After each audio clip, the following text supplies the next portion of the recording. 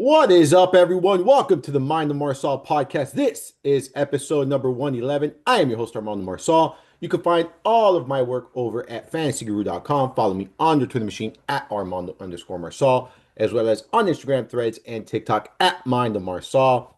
Before jumping into it, I just want to thank each and every one of you for tuning in. I greatly appreciate you all. Remember, if you're enjoying the podcast, if the episode, the content, whatever, please make sure you follow, like, rate, give it a thumbs up emoji. It doesn't matter. Review the podcast wherever it is you're consuming it. Also, remember, we got the YouTube channel going live now. All of these podcasts can be found there. I've also been doing a draft or pass series, been posting some shorts there on YouTube. So make sure you subscribe to the channel Mind of Marsal.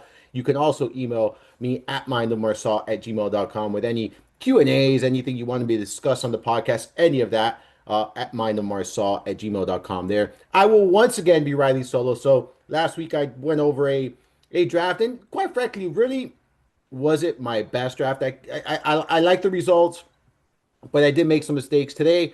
We're in full on draft mode, right? Where this is the season of fantasy drafts right now. Most people are doing fantasy drafts, so today I'm going to go over my guys for the 2025 season. I've been doing this each and every year. I posted the article there at fantasyguru.com. It's an in-depth, piece with all of the guys I'm targeting, my priority plays, other players I like, and late round flyers that I'm taking shots at. So that can be found over there as well. I'll be discussing all of that here today. We got our draft battle series going live there at fantasyguru.com as well. And if you haven't checked those out, today is Friday, and today we posted the Garrett Wilson versus Drake London this discussion there. So Rich Mileto and I duking it out to see who it is that you should be drafting. And at the end of the day, you really can draft both these guys given their ADP. So I am really excited here for this show today, this episode. It's now been, I think, the last 3 years I've been doing the Armando's guide for the season. This is the 2025 version of that. Again, like I said before, I've been doing a draft or pass series on Instagram, TikTok, YouTube, all of those sites. These are, kind of short videos, less than 3 minutes each of these videos, kind of with guys I'm drafting or passing on. So if you haven't checked that out, make sure you're checking that out as well. So, as I mentioned, we're in full draft season mode for fantasy drafts right now. Like most people are drafting right now. A lot of people are drafting in the next couple of weeks. Some people have already drafted. But for those who are looking to draft in the next couple of weeks, here is the list of the guys Armando Marsal here is targeting in the 2025 season. And I'll talk about some of the priority plays. I'll discuss some of the players I am, very bullish on, those who I'm targeting late round. So pretty much you're going to see some pockets of different, tiers for some of these players, and we'll dive deep into each and every one of these, and we'll always go position by position when we do these kind of things here, and we'll start right off here at the quarterback position and Joe Burrow. So look, do I like Josh Allen? Do I like Jaden Daniels? Do I like Lamar Jackson? Do I like Jalen Hurts? Yes, I like all of these quarterbacks, all of these mobile quarterbacks, without question. My issue is I don't like taking quarterbacks in, the first 3 rounds. It's never been my style in a single quarterback league.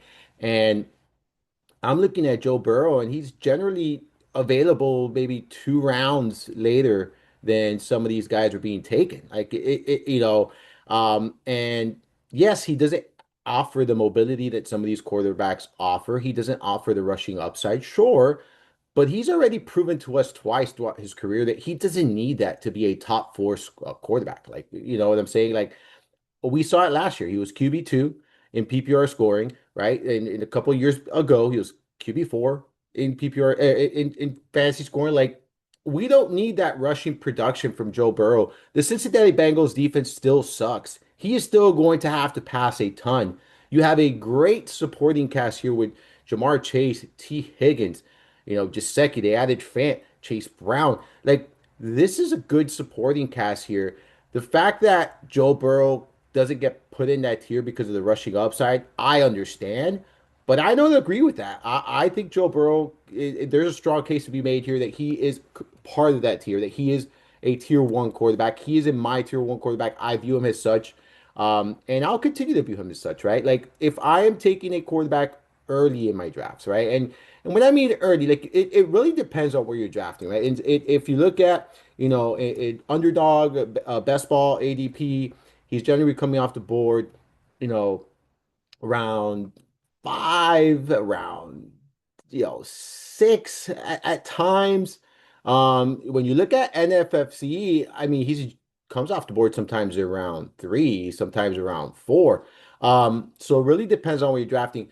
I'm comfortable taking him in that round five, six spot. Like I think that that's a really nice spot, especially sixth round. If you could get someone like Joe Burrow in round six, I think that's a really good spot for him. Again, this is if you want one of the top tier quarterbacks. I don't think it's absolutely necessary. I do think that you do get, obviously a slight edge when you get these players that give you that 30 plus fantasy point upside multiple times throughout the season. I do think it does give you a slight edge. But if you're looking for a floor and maybe other quarterbacks that give you that kind of upside, but maybe not as consistent or as frequent, there are those options outside of the top five. So I'm okay with not taking a quarterback early on. I don't love the idea. I've been asked a lot this season, oh, would you take Josh Allen in the second round? Like for me, the opportunity cost at other positions is just too much. And I don't like to select a quarterback in the first two rounds. Again, this is single quarterback leagues, right, that we're discussing here. So if I am going to take one of the league quarterbacks, it is going to be Joe Burrow for me.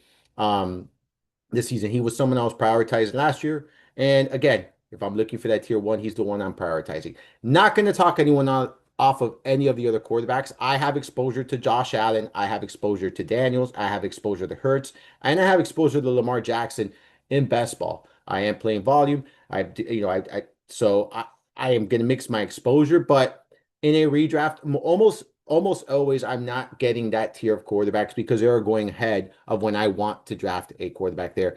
Um, Another guy high up on my board that I'm prioritizing this season is Drake May. I mean, he was my favorite quarterback in last year's draft class. I obviously just, was very vocal about not loving the landing spot for him. It wasn't a great situation in New England last year. This is a team that now has made improvements. They added Stephon Diggs. They brought in Josh Daniels as their offensive coordinator, someone who's been very successful as an offensive coordinator in the NFL. So for me, I like these moves. I like these changes. You have May, who's super athletic. He has a really good arm.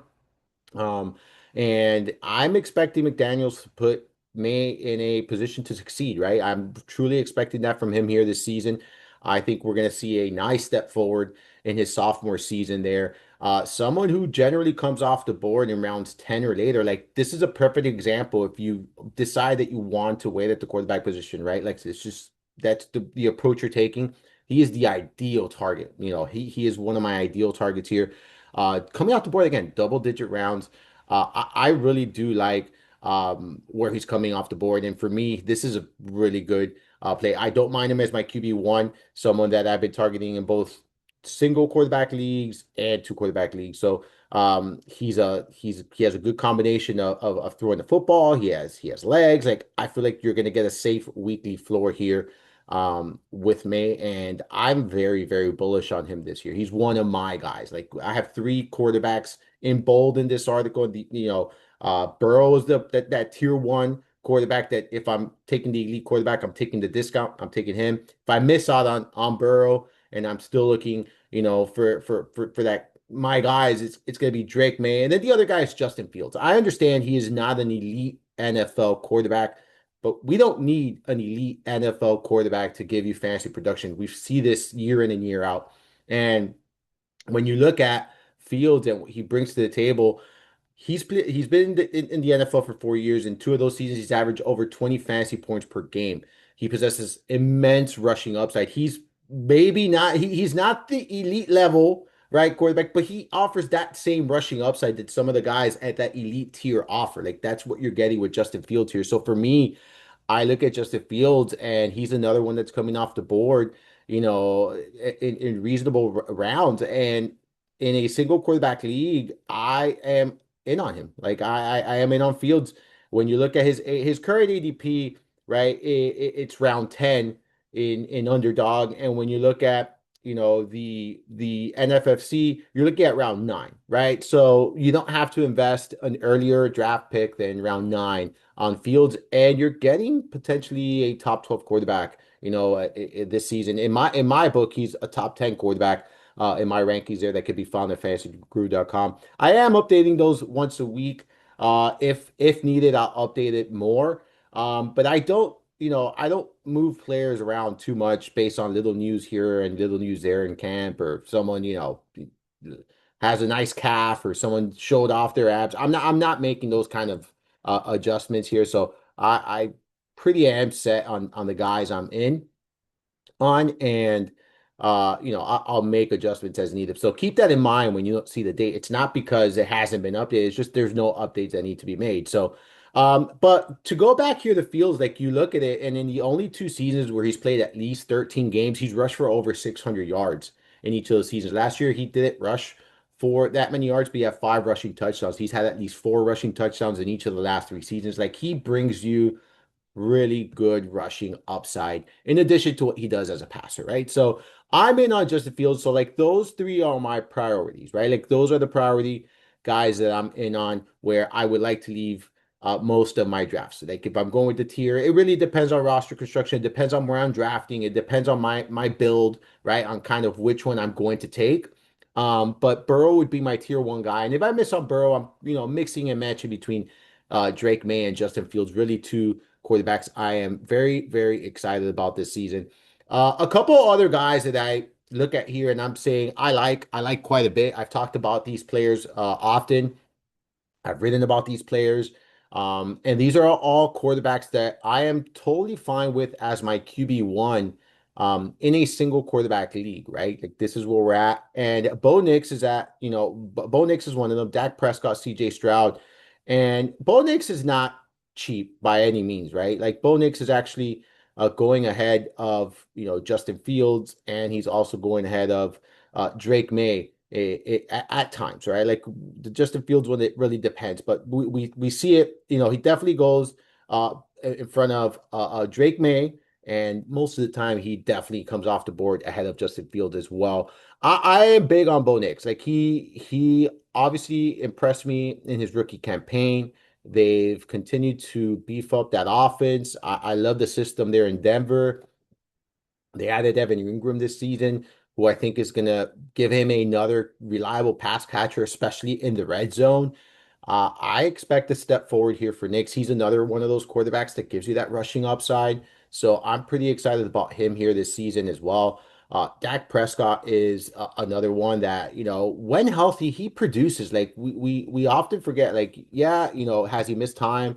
Yeah, did he burn fantasy managers last season? Sure. Um, but let's not forget he's given us two top six finishes in the last four seasons, right? And I'm not saying to go and draft him because he's going to be a top six quarterback. That's not what I'm saying. But he is literally coming off the board in the double digit round as well. On the underdog, he comes off the board in round 9, 10 range. Like, so I'm waiting, and you could get him at a cheap cost. Someone that, when you look at the numbers here, he's averaged 20 fantasy points per game throughout his career in all but three seasons, right? Like, so someone who's been very productive on a PPR points per game basis. So I'm in on Dak Prescott at his price here as well. I think he's very cheap. Does he come with risk? Sure. But they added Pickens there, another good dynamic weapon.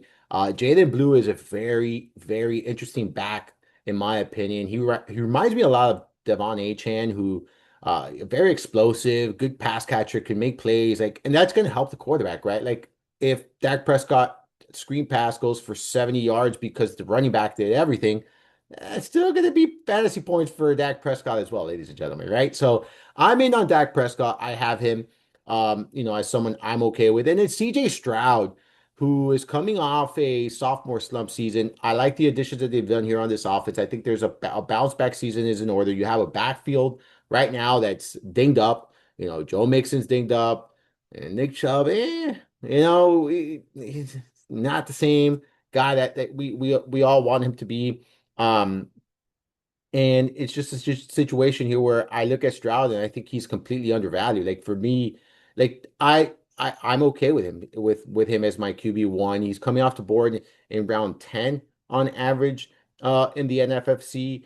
And and in round 12 on average in underdog ADP, underdog ADP there. So I think you're getting him at a very, very good discount this upcoming season. So for me, these are the other three quarterbacks I'm totally fine with as my QB1 in single quarterback league. It's kind of where I'm at there. Then JJ McCarthy. So it's very difficult for me to say go with JJ McCarthy as your QB1 in a single quarterback league. I don't want to go into the season with him as my QB1 simply because I do think that there could be some volatility early on. That said, I do view him as a top 15 upside play at the position. I have him ranked as a top 16 quarterback on my board, and I absolutely love this young man. I really do.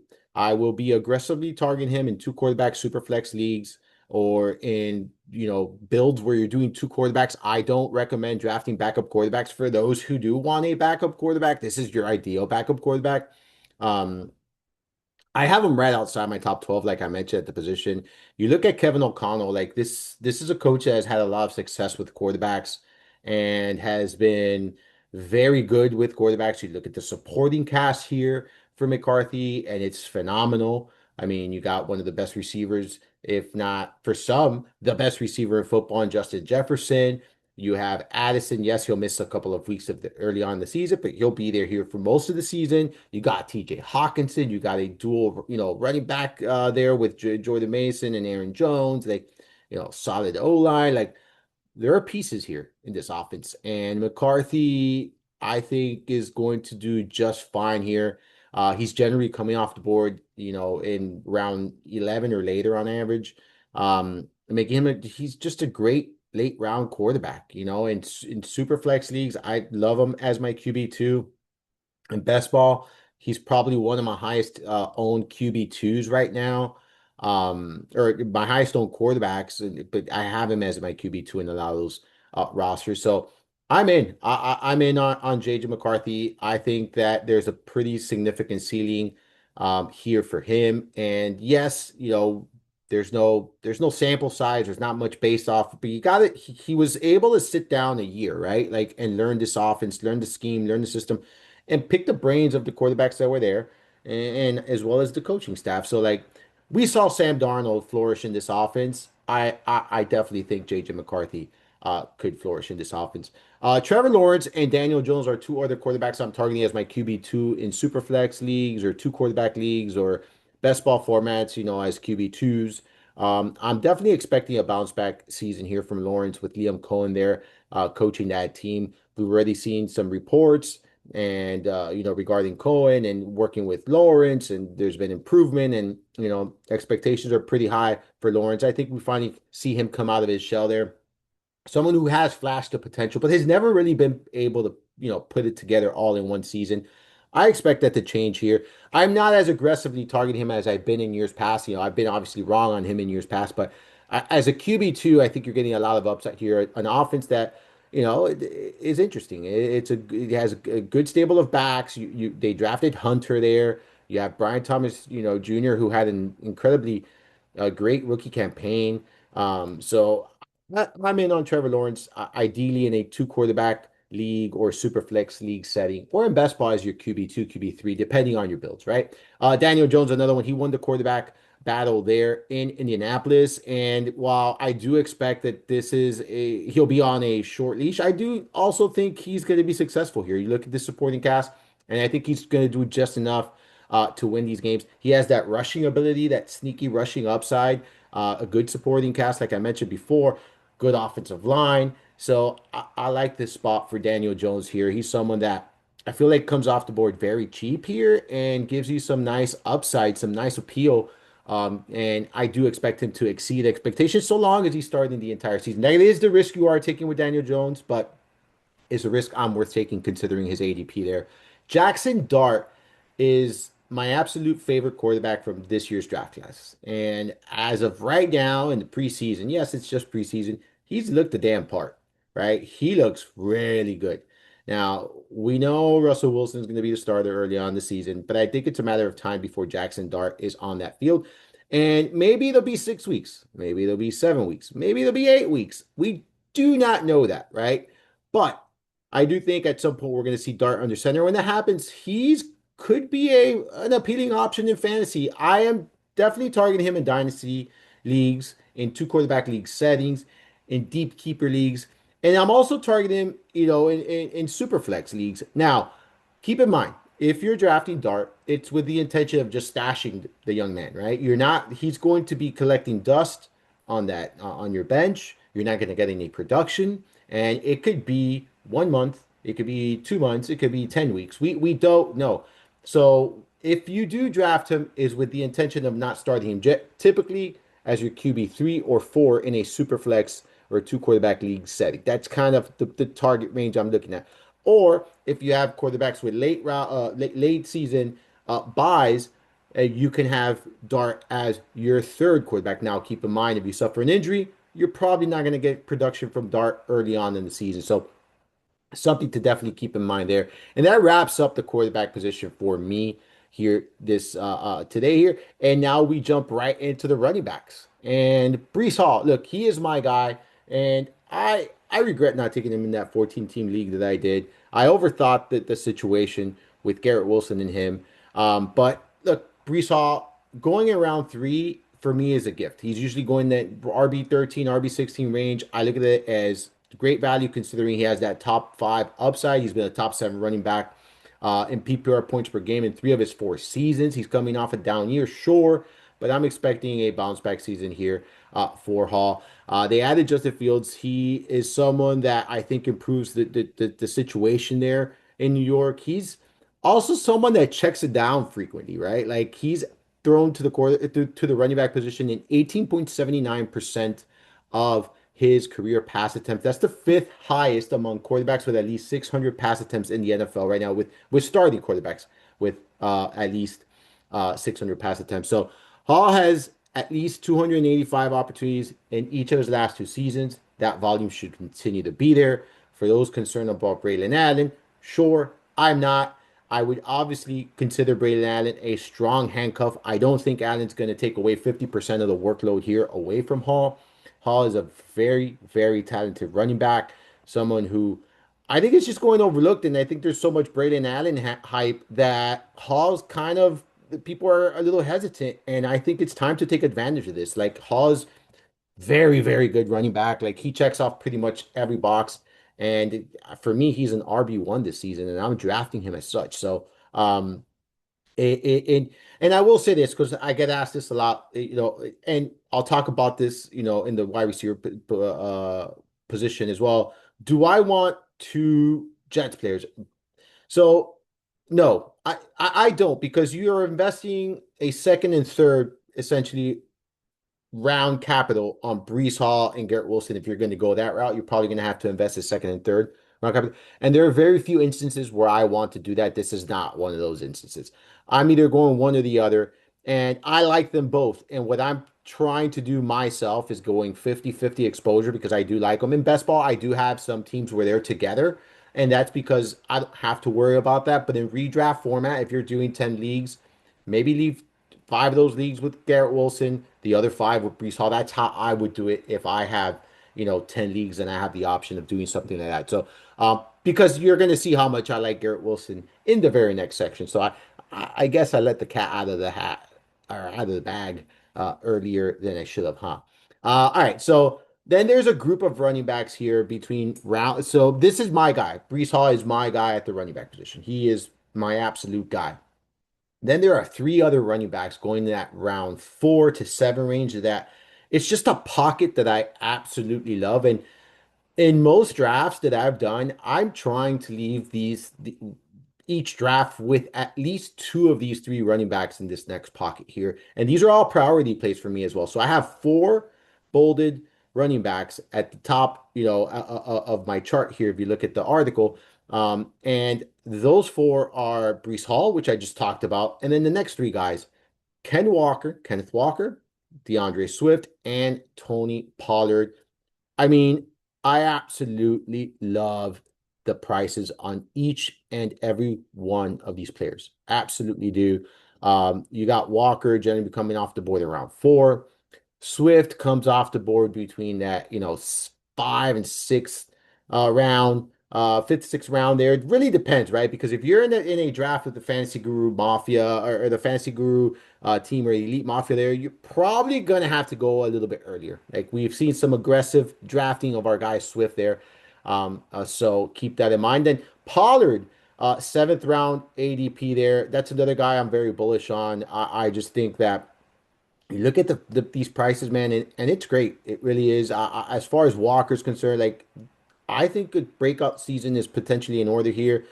The Seahawks hired Clint Kubiak this offseason as their offensive coordinator. He brings a great scheme, one that has been very beneficial to running backs. We saw with Alvin Kamara last year. He finished as the top 10 running back in PPR scoring, averaging 19 fantasy points per game there. And in 2021, he was the OC in Minnesota. Dalvin Cook, RB10 in PPR points per game, finishing RB16, though he played just 13 games that season. So I think working as the featured back here in Seattle, Walker finds himself in a great spot to return invest a great investment, yeah, a great return on your investment here this upcoming season. I have him as a top 12 running back on my board and am drafting him very happily at his current ADP there. Tony Pollard. He's finished as a top 21.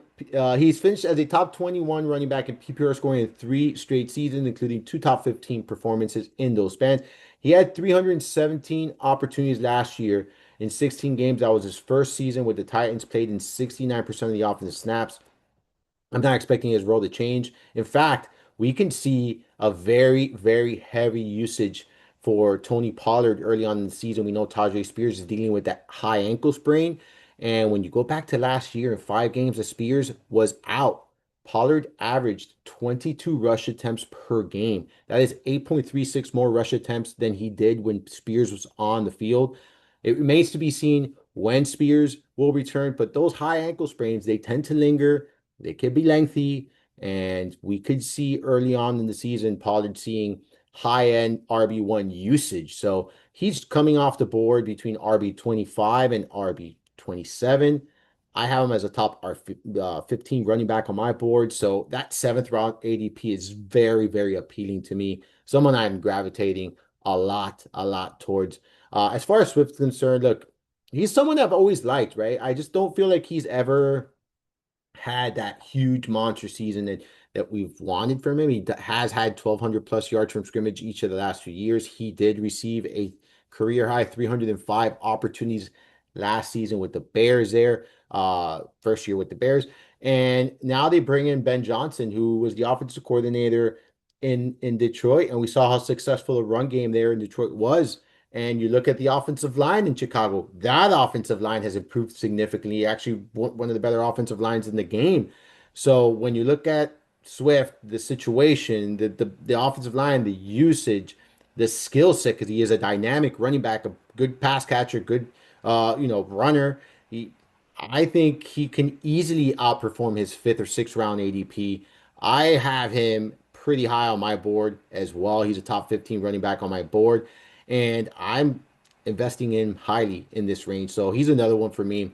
And again, like if you take that, I don't want to say zero RB, right? But like let's say you decide to go with, 3 wide receivers early on, you can really follow it up with these 3 running backs in back-to-back rounds. Or you can even, you know, throw in and toss in a quarterback here as well and go 2 of these 3 running backs. Like you have so many different, and it's okay to have 2 of these 3 running backs, as your starting running backs. I'd be very happy. So like these are guys I'm prioritizing here in that range, and they're in a lot of my drafts and I mean a lot of my rosters, a lot of my builds, and it's just a range I absolutely love.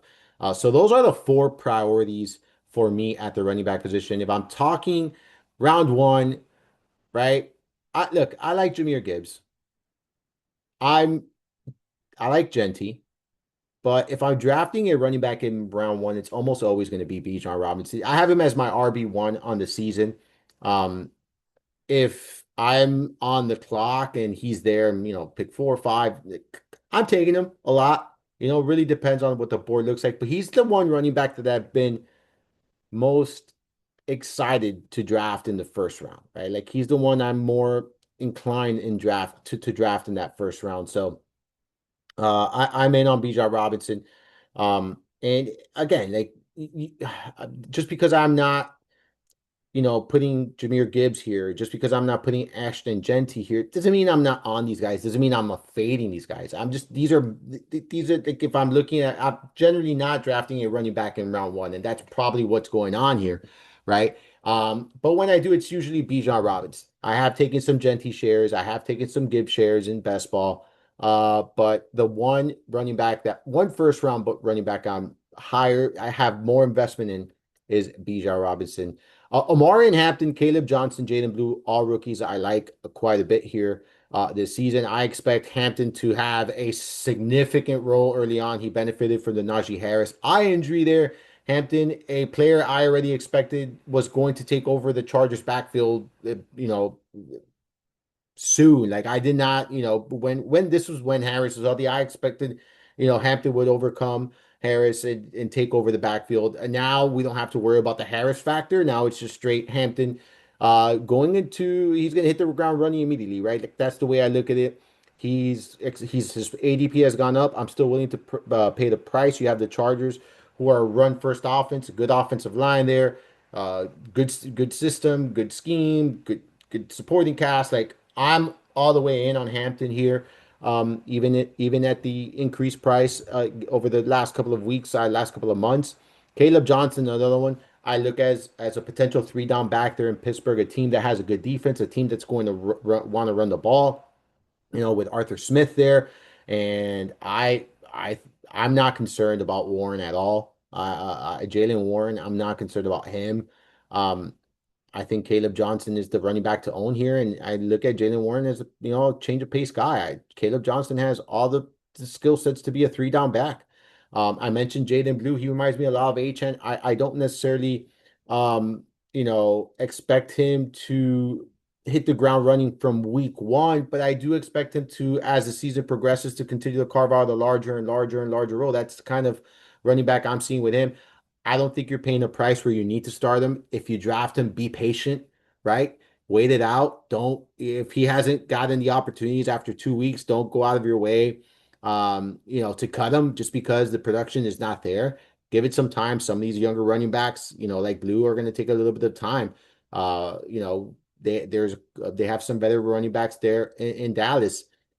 So for me, these are three running backs I've been targeting, three running backs I've been taking here in that range too, but mixing exposure with these three guys. Like these are the three rookies I'm very keen on though in 2025. I love their situations quite a bit here. And then Trey Benson is someone I'm completely all in on at his price tag. Yes, he's James Conner's backup at this moment. I do believe, based on the reports we've seen, the reports we've read, that he should carve out, a little bit of a role here, maybe offer some standalone value some weeks, but for me, like Connor is another year older. Yes, he was healthy last year, but someone that has missed time throughout his career. And if he were to miss any time, I think Trey Benson could be a game or a league winning running back if he assumes the workload here. If he's the one that takes over, which I expect him to take over if Connor were to miss it any time. You're not paying much for Benson. Like you're drafting him as your RB6, RB7. Like you're not paying much for Benson, even RB5, depending on the build, or RB4, depending on the build you're going with, but you don't have to pay a premium price for Benson. So I absolutely love his price tag. I think that whether Connor stays healthy or not, I do think Benson will be part of this offense. I do think he'll carve out a little role here. And I've been investing in him pretty much. He's one of my highest owned running backs coming off the board in round 12. And to me, he's a super elite handcuff, one that has standalone value here in 2025. Other guys I like handcuffs, Jordan Mason, Zach Charbonnet, are other guys I like here quite a bit. Mason, in my opinion, is going to have standalone value here. I think he's a great complement to Aaron Jones. There's been a lot of great reports regarding Mason in camp. There's been a lot of excitement regarding Mason. So Jones is like Connor. Jones is someone that has missed time throughout his career. So yeah, he was able to stay healthy. Had a lot of volume last year, but I think Even if Jones stays healthy, Mason will carve out of the role. Zach Charbonnet, look, if you're drafting Kenneth Walker, I would almost say lock in a pick for Zach Charbonnet. You want to draft Zach Charbonnet. He is a 1v1 replacement for Kenneth Walker. Like, if Kenneth Walker misses time, Zach Charbonnet is going to assume the exact same role that, you know, Walker had. So he is, for me, one of the most, if not the most important handcuff here. To own. Jalen Wright. So he's also dealing with an injury, guys. So at the time, of the podcast, he's dealing with an injury. But assuming he's healthy, he's someone that I was targeting heavily before the HN injury, right? Before the HN injury, it was someone I was targeting heavily. His price tag hasn't really gone up. Like when you look at, even after the HN injury, the price tag hasn't gone up for Jalen Wright. And I do think that when you look at Wright, a healthy Wright will be the primary backup to Devon Achane, right? And he has the skill set to be a three down back, if you ask me. So for me, I look at Wright, and he's someone that I'm kind of taking in the late rounds here as, number one, you can use him as a handcuff. And if HN misses any time, there's been reports that he could miss a week. He could miss, he could miss some time early in the season. There's nothing concrete, but if Jalen Wright is healthy and HM misses time, it's going to be Wright handling the workload, in my opinion, here in Miami. And I like the idea of investing a late round pick on him. He's the handcuff to HN. And again, monitor news here, right? Monitor news. We've seen the injuries here piling up for this Miami backfield. Other two other guys I'm kind of targeting there late are Marshawn Lloyd, for Josh Jacobs, especially if you're handcuffing Jacobs there. Jacobs is another running back. He just missed a cut for me, and only because I'm generally not drafting running backs a ton there. If I do draft a running back, he's been the guy I've gravitated towards in that back end of the second round. But I'm generally not drafting running backs there, so like that's why, But I do like Josh Jacobs, but Marshawn Lloyd, he's interesting to me. He's coming off the board. I mean, super late, And then Woody Marks goes at times goes undrafted. I don't think he's someone that's going to ever carve out a role that's getting 20 plus opportunities, but I do think that there's pass catching potential here, in a backfield that is already dealing with injuries there in Houston. So Marshawn Lloyd, Woody Marks, two dart throws that I'm taking in very deep leagues here, as late round flyers. Let's dive into the wide receivers, and I'm all the way in on Malik Neighbors, guys. Like that is my absolute guy this season. Like he is I'm planting my flag. I want to leave as many drafts as I can with him, without question. I just look at what he was able to do as a rookie. He made his presence felt immediately. He caught 109 passes, 1,204 yards, 7 touchdowns in 15 games. He accounted for 30% of the team's target share. Like that's a significant number. You look at the quarterback situation, they've added Russell Wilson, Jameis Winston, drafted Jackson Dart, which we talked about earlier. If you ask me, all are upgrades to what he was, dealing with last year there in New York. Um, I mean, I'm not expecting his role to change. I expect him to continue to see plenty of volume on a week-to-week basis. He finished as a top 7 wide receiver last season. And I have him as a top 5 receiver this year. And to be quite honest with you, if he finished as the overall top scoring wide receiver in fantasy football this season, I personally wouldn't be stunned. Like at all. Like to me, I'd be like, yeah, okay, that makes sense. Like that's the kind of receiver Malik Neighbors is, in my opinion.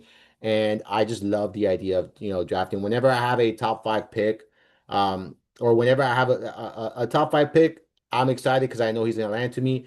Whenever I draw a pick, 5, 6, 7, 8, I'm also excited because I know he's going to land to me. He's generally going, towards in the second part of that, middle of that first round there, second half of that. So someone I'm just completely bullish on this year. I mentioned Garrett Wilson.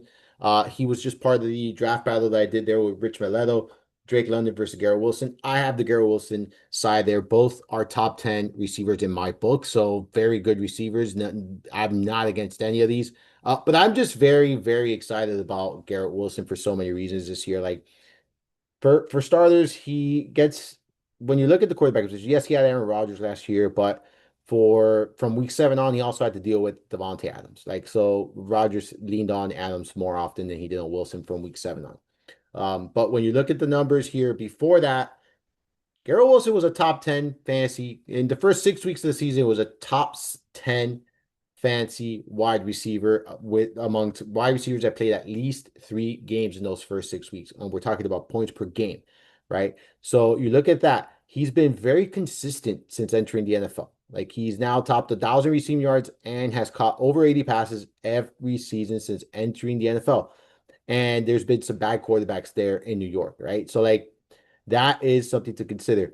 He's had at least 25% target share each and every season since entering the league. Last year, right, when you look at the first 6 weeks, he was wide receiver 7 in PPR scoring, wide receiver 10 in PPR points per game. Like I mentioned, he was averaging 16.57 points per game. He was averaging 11 targets, had a 30% target share, 66 targets in those first 6 weeks. Everything went to shit when Devontae Adams came. He started his numbers took a hit. Well, guess what? There's no Devontae Adams. And they didn't really add anyone else. Like there's no other wide out there that you can make a strong case for that's going to take away targets. So for me, it's just Wilson is going to be a target hog this upcoming season. And he is an elite talent, if you ask me, right? And he's been able to produce with bad quarterback play. He is just a very good receiver. I am all in on him.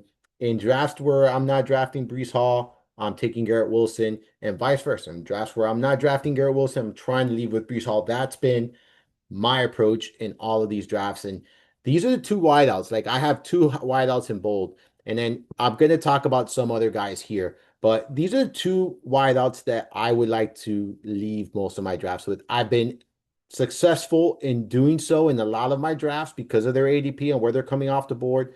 But these are two guys that I absolutely love this year. Now, look, Jamar Chase, he's my 101. Like if I'm number one pick on the draft, I am taking Jamar Chase. He was my number one guy last year. He was my elite neighbors of 2024. Like that's who Jamar Chase was. He's still my guy, but I think it's obvious, so I don't want to bold him, right? Just like Nico Collins, I've been on him since he entered the NFL. Nico Collins is an elite receiver. I absolutely love this guy, right? He's always going to be my guy. But guess what? I can't bold him because this is obvious already. Like these are guys that you should already be knowing about for 3 years now if you've been following my work because we've been talking about this guy for 3 years. So it's not surprising. And then I will say this, Justin Jefferson sometimes slides down in that first round to like the fourth, fifth, sixth pick. And he's my 102. Like if Jamar Chase goes number one and I got the second pick, I'm taking Justin Jefferson. Like that's who I want to take there. I absolutely love him this season as well. I love this offense. Um, and you've already seen it. I mentioned Jordan Mason. I mentioned JJ McCarthy. I mentioned Justin Jefferson, and we haven't even gotten to the tight ends yet, right? Like so, I like the Vikings offense this season. So those are three guys going in the first round that I'm in on. Like I'm drafting, I love. I'm all in on. Like if Malik Neighbors goes, I'm taking Nico Collins. Like if I can get both Nico Collins and Malik Neighbors, like that would be a dream scenario. You're not going to be able to do that outside of like an 8-team league, but I that would be a obviously dream scenario there. Um, then moving on, like AJ Brown, like he's generally getting drafted in that middle of the second round, which for me is great value for a receiver of his caliber. I look at that as someone that I'm targeting a lot, right? He's now finished as a top 12 receiver in PPR points per game in 3 consecutive years, has two top 8 finishes over those 3 years. He's a top 10 receiver on my board. And I'm taking him as my wide receiver two more often than not based on how I draft. So I'm very happy with him. I think he's a great target. I think his value, I think you're getting good value there in return. I'm also very bullish on Devontae Smith, right? Like Devontae Smith there, someone who I look at and he's sitting inside my top 24. He's coming off the, board generally between that wide receiver 28, 30 range. He's been the top 24 wide receiver in PPR points per game over the last 3 seasons, ladies and gentlemen. He's consistently seeing upwards of 20% target share with at least 23% target share in 3 straight seasons. In the drafts where I am unable to land AJ Brown as my wide receiver two, I'm often taking Devontae Smith as my wide receiver three. All right. I've done a full-blown Eagle stack.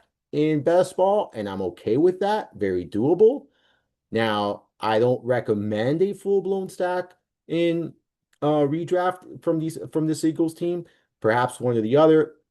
Ideally, you don't draft both Brown and Smith. But if you do, but remember, folks, if you're doing this, it's with the intention of starting both of them each and every week, considering the draft capital, which is the problem with right with drafting Wilson and Hall. Like you're investing too early draft picks, so early draft capital on these players.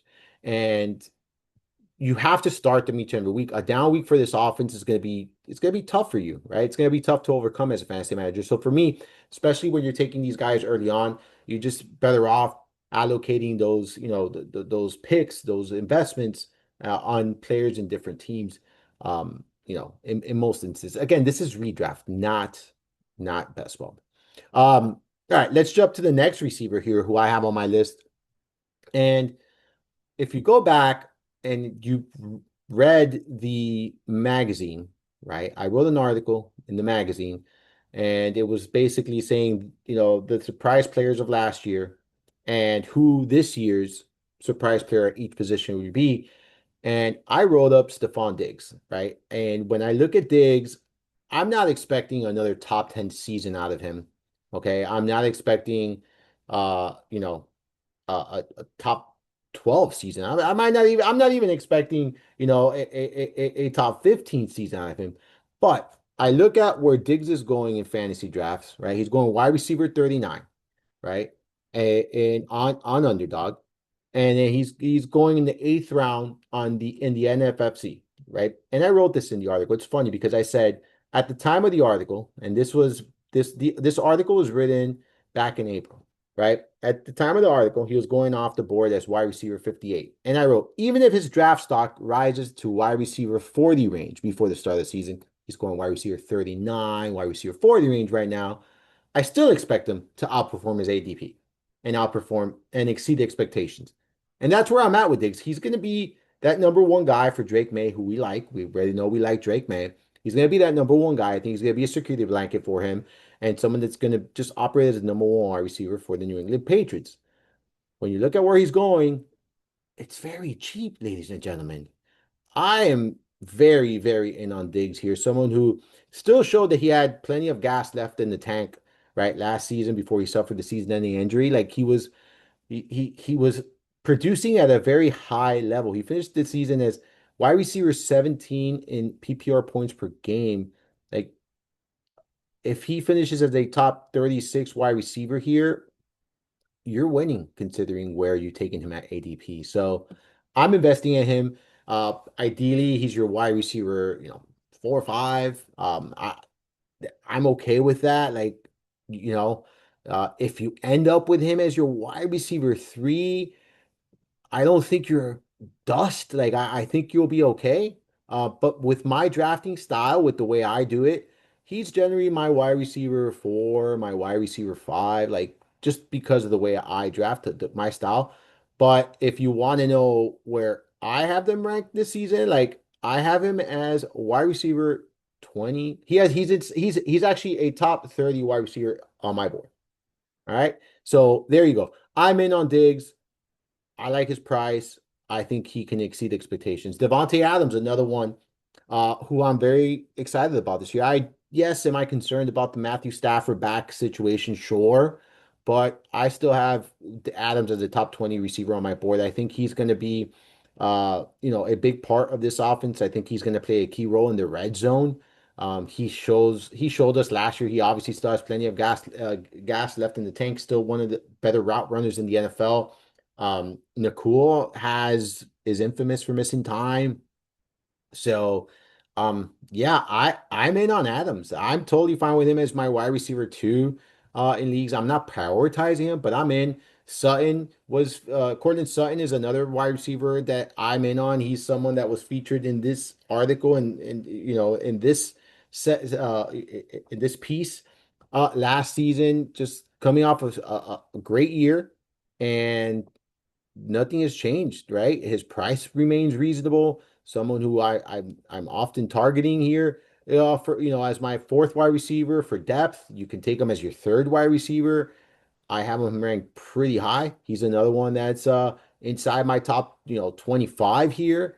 So I'm in on Cortland Sutton. I'm totally fine with him as your wide receiver three. I'm totally fine with him as your wide receiver four. If you end up with him as your wide receiver two, I think you could do worse. Like I'm not completely against that. That means you went in an entirely different build than I do, but that doesn't make it wrong, right? Like that doesn't we each have different approaches. He's coming off the board around five. Um, Coming off the board around five. So if you do take him as your wide receiver two, that means you went running back early, or you went running back and you also invested in the elite tight end and quarterback. So like two different approaches I'm not eh, used to, or not that I'm not used to, but two different approaches that I don't take in my drafts. But again, it doesn't make it wrong, right? Like again, if he's inside my top 25, I clearly trust him as a wide receiver two there. Michael Pittman, look, he's someone that to me is great value where you look at where he's going, right? He's finished as the top 20 wide receiver in PPR scoring in three of his last four seasons there. He's a top 36 wide receiver on my board, consistently being drafted outside the top 45. So we're looking at value. That's what we're looking at here with Daniel Jones under center. It improves that stock. I think it's going to increase that weekly floor for Pittman.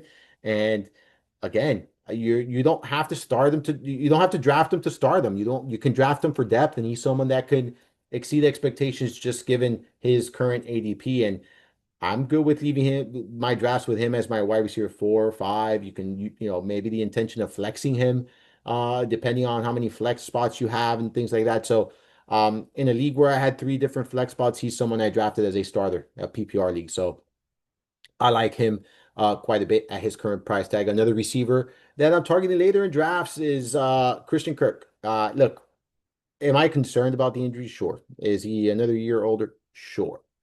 But he's in the Texans now and expected to be the primary slot receiver. We saw what that role can produce when Stephon Diggs was in that role last year. That was a 23% target share, 7.9 targets per game. And I don't see it playing out any differently here for Christian Kirk. I could see maybe not as many targets, maybe at 5 to 6 range. I'm okay with that. I'm okay with that with a receiver that's coming off the board in rounds 10 plus, right? Like I'm totally fine with that. There's very little risk as far as your investment is concerned, and there's potential big payout. So that's what I'm looking at with Christian Kirk. Am I going into the season with I want to start Christian Kirk? No. Is he someone that could eventually crack your starting lineup? I think so, especially in the PPR setting. So I like the value there of Christian Kirk quite a bit. George Pickens is another receiver. I am very excited about this here. Now, I will say this, like he's the type of receiver that I do prefer in best ball, right? He's the type of receiver that I prefer because I do think that there is going to be week to week variance with it when it comes to someone like Pickens. But the point here is I do think that he can have a big year. He fits really well with what this offense does. You look at he's going to be working along CeeDee Lamb, so he's no longer going to see the best coverages or the best corner in every game. He no longer has that pressure of being that wide receiver one, and now he's going to be facing maybe the weaker corners in some situations, and in a position with some one-on-one coverage to make those big plays. He's someone that's very efficient as a downfield threat. He's not just a downfield threat like one trick pony. He's actually very efficient in these deep passes, been very efficient. So I like this. I think Pickens is going to have some monster moments in 2025. I've been very bullish on him in best ball settings, but I'm not completely against him in redraft. Now, keep in mind that there are going to be some frustrating weeks, right? So like just understand like when you're building your wide receiver group, you don't want three George Pickens. Like you don't want to take, Pickens, Metcalf, and another receiver that's very, volatile like that. You want some consistency surrounding Pickens. So keep that in mind if you are going to take the plunge with someone like Pickens. Look, I was wrong about King Coleman last season, but I'm going right back to the well. He's someone I'm targeting, mid-late rounds there. He has a 10th round ADP. Um, I'm in on that. When you look at what the reports so far, they've been positive. It's entering the second year. Yeah, they added Josh Palmer. They've added some of the pieces. I'm not too concerned. I think Coleman, you're getting him at a cheap cost this year, and I think he's going to take a step forward in year two. What exactly that step forward means, that remains to be seen. But the good thing is, if you draft him where you're drafting, where he's going in boards right now, you're not drafting him as one of your starting wide receivers. You're essentially doing it for depth piece, and I'm in on that. I want a piece of this passing offense. I do think someone can emerge here. We saw Shakir do it last year. I think Coleman could be that guy that takes a nice step forward here in 2025 for the Buffalo Bills. Rashid Shaheed is another wide receiver. And now we're talking later rounds, right? Like now we're talking double digit rounds kind of for some of these guys. So keep that in mind. We saw King Coleman 10 plus round ADP. Some of the other guys I'm going to discuss now are also, double digit rounds. You got Shaheed going in the 11th round in NFFC. So like you have, a lot of these guys now, double digit round guys. Going back to Shaheed, right? Like he was limited last year, obviously suffered a season ending injury there in week 6. But before that, he had 16 plus PPR points in 4 of his 5 games. Then he suffered that injury in week 6. He's going to continue to work behind Chris Olave in the past game, sure. But I love the upside that Shaheed brings to the table. Olave is someone that has a lengthy history of injuries, concussions. I don't love the quarterback situation, but again, we're not taking on a ton of risk. We're not making a high investment on someone like Shaheed. We're making a very low investment on someone like Shaheed. And I think he brings, explosive. I think he brings a high upside to the table. And then this could be one of those players where if you're chasing points one week and you need a flex option and you're between my next guy or this guy, you just take the plunge and go with the high upside guy, right? So you want to mix and match your bench with high upside plays with floor plays. The next guy I have is boring. He has limited upside, but he's going to lock you into 8 to 12 fantasy points per week in PPR scoring. His name is Wandale Robinson.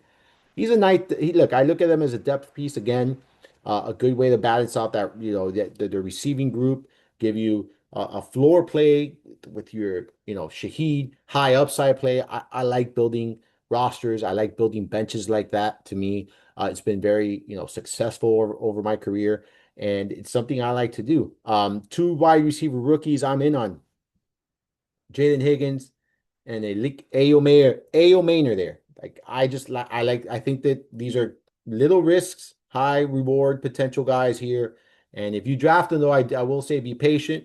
I do think that they're going to have roles right away, but it could be some time before you kind of see everything come into fruition here. So you don't want to start none of these two right off the bat. These are more draft, stash, see how things play out here. But I do think that they both will carve out nice roles here for their offenses.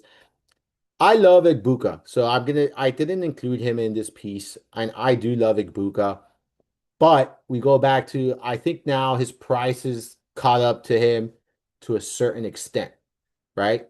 So if you were investing in Egbuka before, I love it. Absolutely love it. In Dynasty, love it. His redraft price is starting to creep up now, and it's one of those situations where I just kind of, I just didn't include him. But do I like the receiver? Absolutely. I think he's in a great spot here, especially early on in the season. Um, Roman Wilson, another late round flyer I'm taking here. He was the Steelers' 84th overall draft pick in 2024, right? Like he in the 2024 draft. Um, he dealt with some injuries, and essentially you could say he was redshirted in his first season, playing a total of 5 snaps. Reports have been steady and positive when it comes to Roman Wilson here, and it's costing you pennies on the dollar.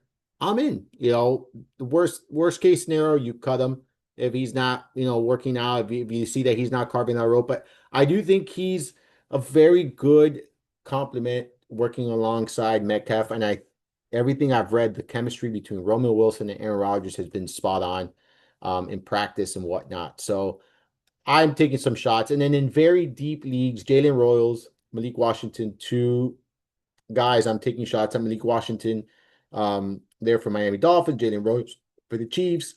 I Look, it's just very deep leagues. You're taking shots and see what happens. Royals has a ton of speed. Someone could be a playmaker there for the Chiefs. Malik Washington, someone who Tyreek Hill has missed, on and off the field. Jalen Waddle has missed time. They don't have many options in the passing game there in Miami. Washington could eventually carve out a role. These are two guys that if I'm drafting, I'm stashing and I'm being patient with, though. Okay. We're not looking for production right away. Now we move on to the tight end position. And yes, I like Brock Bowers just as much as anyone. Yes, I like Trey McBride just as much as anyone, but I'm not in the business of spending early draft capital at the tight end position. That's just not what I do. Instead, I'm going to George Kittle if I am. George Kittle is my top, like if I'm taking a top tier tight end, George Kittle is that guy. I do have George Kittle in the same tier as Bowers and McBride myself in my rankings. And when you look at what he's been able to do, and this is Kittle, he's finished as a top three tight end in 4 of the last 7 seasons, has fallen outside the top six just once in that span. And that was when he played just 8 games in 2020. Last year, when you look at it, he led all tight ends in PPR points per game. He ranked third in receiving yards and tied for second most in touchdowns at the position. He remains someone that you can count on. He's highly involved in the passing game in San Francisco. They lost Deebo Samuels. There's not going to be Brandon Ayuk for some time. There's just a lot of changes here that basically lead to a potential Kittle massive season here. I'm in on him. Yes, like I said, Bowers, McBride, sure, they're top tier tight ends. I just don't like to invest that early. You're talking about round 2, front end of round 3. Rather give me Kittle in round 4, where he tends to go at times, maybe the back end of round 3. But yeah, I'm in on Kittle if you're paying up. He's one of my priority tight ends. Now, my absolute guy at the tight end position, absolute guy is TJ Hawkinson. When I take price, potential, situation, every single thing into account, it's always going to be TJ Hawkinson for me at the position. He's tight end 4 on my board. He didn't play much. He didn't play to his full potential last season, right? He played 10 games. He was returning from an injury, catch a pass from a new quarterback. So obviously, he wasn't Hawkinson that we're used to seeing. But now he's healthy. He's had all off season to build that chemistry with McCarthy. And I mean, what else do we want? I'm all in. Like, this is all in. He has been a top 6 tight end in PPR points per game in 4 of his last 5 seasons, including 2 top 3 finishes in that department. He's also finished as tight end 4 or better in 3 of his 6 NFL seasons. 2 of those have been with the Vikings. I am expecting a massive bounce back season here for Hawkinson. He's coming up off the board in round 7, right? So this is my perfectly like why I don't want to, right? Like I don't want to take a second, third round tight end position because I'm getting Hawkinson in round 7. By then, I can have 4 receivers, 2 running backs. I can have 3 receivers, 2 running backs, a quarterback. I could do all of that and still get myself an elite tight end because I do consider Hawkinson an elite tight end. Top 5 tight end on my board. Top 4, if we're being exact. He's tight end 4 on my board. So I'm all in on him. He's the one I'm very, very high on, very keen on this year. He's probably the highest owned tight end I have. I don't have that pulled up, but he is probably one of the highest, if not the highest owned tight end right now in my drafters best ball. I mean, I just absolutely love smashing that draft button whenever he's on the clock there. Look, I'm in. I'm in. Travis Kelce, Sam Laporta, I look at them as good buys at their ADP, but I'm prioritizing Hawkinson in that range. In drafts where I don't get them, I generally don't take Laporta or Kelce. I do have some Kelce at his ADP in my Chief stacks. But again, I'm all in on Hawkinson in that range. But I did want to point out Travis Kelce and Laporte. I do think that they're good buys at their ADP, and there are guys I'm in on. Normally, when I'm not taking the tight end before round 9, and I do have some built like this, I do take Evan Ingram a lot. I mentioned Bo Nix, that this was going to be a security blanket as well for Bo Nix. And I think Evan Ingram is in a great spot. He has shown over and over again when healthy, he could produce at a very high level. He has 6 top 12 finishes in PPR points per game amongst tight ends in 8 seasons. So like in 6 of his 8 seasons, he's been a top 12 tight end in PPR points per game. Someone who is stepping into a Sean Payton offense that's been very fruitful for the tight end position, very beneficial for the tight end position. If he stays healthy, I see another top 10 season for Evan Ingram. So if you're able, and I see consistency too on a week to week basis. So like you're getting yourself a reliable week to week tight end, so long as he's healthy, in round 9 of your fantasy drafts. Like you are going to have an incredible foundation before that between wide receivers, running backs, and you can even carve out an elite tight end, like or elite quarterback. I'm sorry. Like so, this is the perfect like example of if you want to take an elite tight end. Now you look; these are the kind. I mean, I'm sorry. If you want to take an elite quarterback with one of your first picks, these are the kind of tight ends you want to be looking for: Hawkinson, Travis Kelce, Laporta, like that range, Evan Ingram. So for me, he's someone that I've been kind of gravitating towards. Then Jake Ferguson is another tight end that's going very, very late in drafts right now. Like really, really late. He's a top 12 tight end on my board. And I I think he's gonna have a bounce back season. In 2023, he was tight end 9 in PPR scoring, tight end 10 in PPR points per game. He battled injuries last year. He lost his starting quarterback. Ferguson's healthy again. Dak Prescott's back. I think a strong role here for Ferguson is in order. Someone that who's generally, seeing plenty of targets on a week-to-week basis. So I think, you get him late. He's like at that bottom range of my tight end ones, right, that I'm comfortable with. So if you wait around long enough at the tight end position, he's someone you can gravitate towards. Another guy that I'm in on here this year is Tyler Warren. And I wrote this in the article. I'm very hesitant to be excited about rookie tight ends, and I missed out on Bowers because of that last season. But if you have been paying attention to what the Colts have done in preseason and what the reports are out of camp, the plans are very, very high. Like there's a lot of the expectations are high for Warren, and the plan is to have him highly involved in this offense and be a big part of what the Colts are doing. So for me, I'm looking at the potential massive role. I'm also looking at the talent of Tyler Warren, and it's hard not to be investing. I'm fine with him as your tight end 1 in a 12-team league here, and he's someone that I'm in on. Like I am in on. I'm not prioritizing him by any means, but I am in on him there. So that's another tight end. And then these are tight ends, these next 3 guys. So none of these guys are tight ends I want as my tight end 1. But in best ball, if you're going with a multiple tight end build, not something I recommend. Or if you're playing in like the FFPC and whatnot, and you're looking for a flex option in this, tight end premium league, Hunter Henry. He finished tight end 12 in PPR scoring last year. He accounted for 21% of the target share last season. Should continue to be a focal point alongside Stephon Diggs in this offense. And in best ball for me, he's been a late round flyer, like late round target of mine. He's someone that I've gotten as my tight end 2, at times tight end 3. I think there's going to be some big weeks for Hunter Henry. There's going to be a shaky weekly floor, but I have him as a top 15 tight end on my board. So, like, if you're in a 16-team league, I'm not opposed to having Hunter Henry as your tight end 1. Theo Johnson, Brenton Strange are 2 other late round tight ends I am digging. Theo Johnson, I liked him, as a rookie. Obviously didn't have a role there.